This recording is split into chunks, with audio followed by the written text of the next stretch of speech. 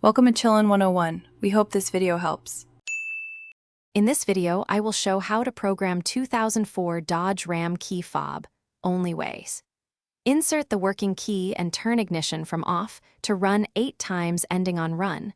Then remove the key and insert the unprogrammed fob within 30 seconds to begin programming. Start by unlocking the truck and sitting inside with doors closed, then follow the ignition cycling exactly as demonstrated. Press a button on the fob when prompted and listen for a click or door lock pulse to confirm registration. If you're finding this helpful, please subscribe and like. It really helps the channel. Quick recommendation: life's too short for cheap socks, go darn tough for comfort and a lifetime warranty. They last through long jobs under the hood. I dropped mine in my toolbox and they still rock. Check the description for the link and other deals. Now let's get back to the video. If programming does not take, don't panic.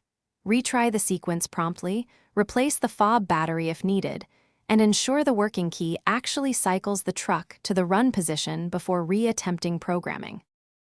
Thanks for watching. Consider subscribing if we helped you.